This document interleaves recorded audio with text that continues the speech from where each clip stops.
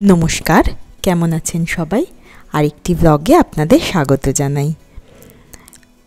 তিশান এখন প্রিয়াঙ্কা মিমির সাথে খেলা করছে। প্রিয়াঙ্কা মিমি মানে হচ্ছে সৌমিত্রর এক বন্ধুর বউ। ও আমাদের এখানে এসেছে, তো ওর সাথে তিশান আর তিনিশার, বিশেষ করে তিনিশার অসম্ভব ভাব হয়েছে। মানে ও এত ভালো বাচ্চাদের সাথে মিশতে পারে, আর বিশেষ করে তিনিশার সাথে। আর তিনিশা তো অত্যন্ত কথা বলে, আর তিনিশা ভাবছে কি ও বোধহয় ওর বন্ধু, ওর সাথে লুকোচুরি খেলা সব কিছু। আজকে আমাদের সকালে ঘুগনি আর এই তরকারি সব কেটে রেখেছি, করব দেখি। বেগুনগুলো দেখুন কি সুন্দর ছোট ছোট। এখানে দেখছি বেশ অনেক ধরনের বেগুন পাওয়া যাচ্ছে। এরকম একটা, আরেকটা হচ্ছে একটু লম্বা লম্বা, আরেকটা যেমন আমাদের ওখানে নর্মাল হয়। এই যে ঘুগনিটা আদা জিরে 2 কোয়া মতো রসুন দিয়ে জাস্ট কষিয়ে নিয়েছি। এই জলটা গরম করছি, দিয়ে দিলেই হয়ে যাবে। আমি ঘুগনির মটর আর আলু না একসাথেই একটু সেদ্ধ করে নিই। এই হয়ে গেছে প্রায়। আজকে আমাদের সকালের টিফিনে ঘুগনি। আর এদিকে বেগুনটা ভেজে নিচ্ছি। বেগুন ভাবছি পোস্ত দিয়ে করব। বেগুন পোস্ত আপনাদের কেমন লাগে অবশ্যই জানাবেন। করাও খুব ইজি। আমি তো জাস্ট বেগুনটা একটু নুন হলুদ দিয়ে ভেজে নিয়ে পোস্ত দিয়ে আর অনেক সময় অল্প একটু সর্ষে দিই, তো বেটে ওটা দিয়ে দিলেই হয়ে যায়। ঘুগনিটা হয়ে গেছে, বেগুন ভাজা হয়ে গেছে, বাটাটা দিয়ে দিলেই হবে। এই দেখুন এই পরোটাটা এখানে এসেই কিনে এনেছি, একদম রেডিমেড। কতটা স্বাস্থ্যকর জানি না, কিন্তু ভাবলাম খাইনি, খেয়ে দেখি। জাস্ট এই যে এরকম একটা প্যাকেটে 5টা আছে, 80 টাকা মনে হয় দাম নিল।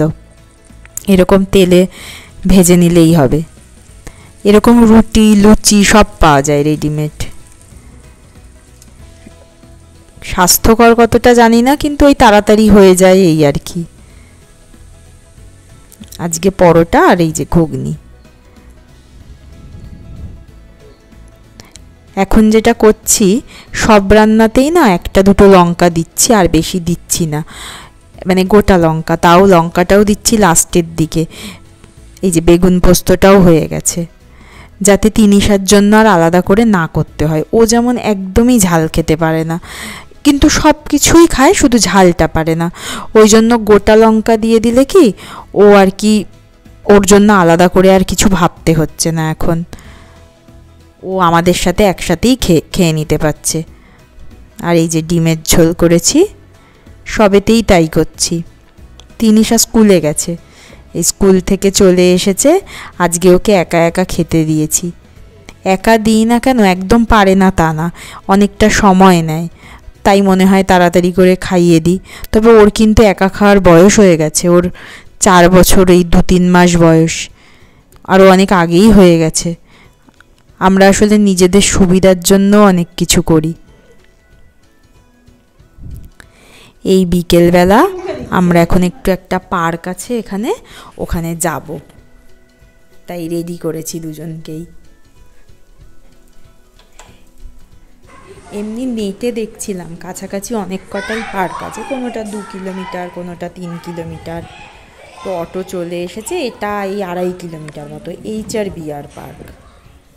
অটোতে ভাড়া নিচ্ছে, দেখাচ্ছে 53 টাকা, ওই র্যাপিডোতে। আমরা সবাই যাচ্ছি পার্কে। আরও যাওয়া আমাদের থেকেও তিশান ওদের একটু ভালো লাগবে, বিশেষ করে তিনিশার। ও দেখা যাক কেমন লাগে। কি সুন্দর গাছ এই রাস্তাটাতে। আমি এদিককার কিছুই চিনি না, নেটে দেখলাম এই পার্কটা মোটামুটি 2.5 কিলোমিটার, তো অটো বুক করলাম, তো সেটাতেই যাচ্ছি।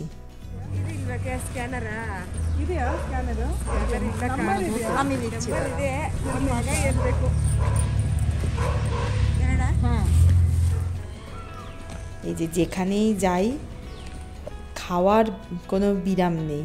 মা ঢোকার সময় দেখছে শাক, তাই মেথির শাক আর পালং শাক নেওয়া হলো। একটা আটি 20 টাকা করে, তো 2টো মেথির শাকের আটি, একটা পালং শাক 60 টাকা, 50 টাকা নিলাম।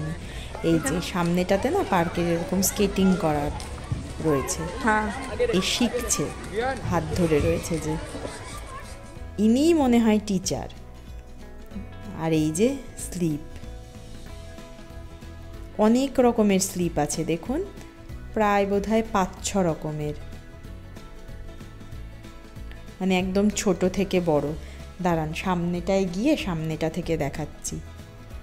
একদম ছোট্ট সাইজেরও রয়েছে, আবার অনেকটা বড়ও রয়েছে, আলাদা আলাদা টাইপের।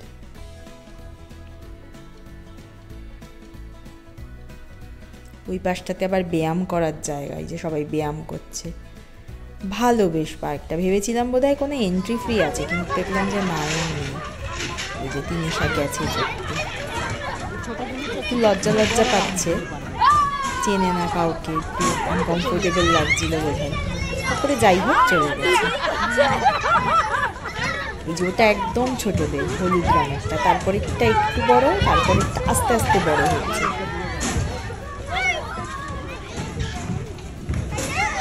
ছোট বাচ্চাও অনেক আছে, আবার বড় বড়ও আছে। এই পাশেরটা সব থেকে চওড়া বড়দের। ও তিনিশা ওটাতে উঠতে ভয় পাচ্ছে, আমিও বললাম থাক বাবা উঠিস না, পরে আবার আনবো, একটু বড় হয় তারপরে উঠিস।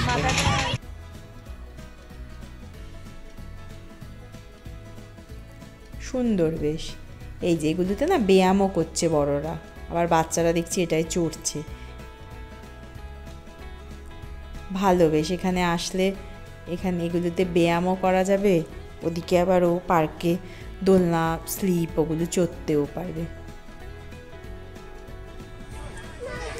ওই পাশটাতে মানে হাঁটার জায়গা, দাঁড়ান এদিকটাই একটু থাকি, তারপর ওদিকটাতে যাবো, ঘুরে আসবো ওদিকটা থেকে।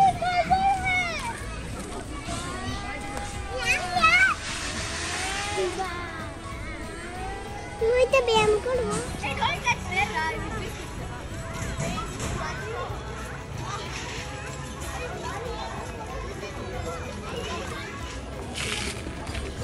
এই যে চড়ছে, তাই বসে বসে, দাঁড়িয়ে ভয় পাচ্ছে বলে বসে পড়েছে। এগুলো অ্যাকচুয়ালি ব্যায়াম করার। ওই যে দেখুন ওই পাশেও ব্যায়াম করছে, হয়ে গেছে ওর চড়া টড়া, আর চড়বে না। এখানে অনেক মানুষ দেখছি হাঁটতে এসেছে, হাঁটছেও। মর্নিং ওয়াক করার জন্য এই জায়গাটা বেশ সুন্দর, যদিও আমাদের ঘর থেকে অনেকটা দূর, তবে কাছেও একটা আছে। ওটা আবার পার্ক নেই এরকম, শুধু হাঁটার, মাঝখানে লেক, চারিদিকটা হাঁটার। এখানে হেঁটে আসা যাবে না, এটা অটো বা বাইক কিছু করে আসতে হবে। এই হাতটা দেখে তিনিশা কি খুশি হয়েছে, আবার ছাতার নিচে দুজন বসে আছে, বেশ সুন্দর। আর এই পার্কটাতে দেখছি সব বয়সের মানুষ আছে, বাচ্চা, মাঝারি, মাঝবয়সী, বয়স্করাও। চারিদিক দিয়ে রাস্তা, মাঝখানে পার্কটা।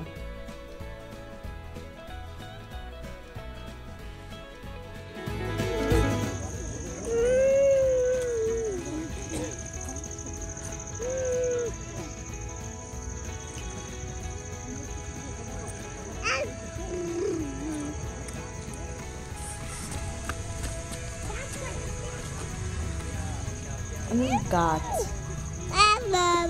আর চড়বে না। এবার আমরা বেরিয়ে যাবো। এই জায়গাগুলোতে মানে সন্ধে হলে লাইট জ্বালিয়ে দেবে। এখনো বিকেলই, 5:30 মতো বাজে।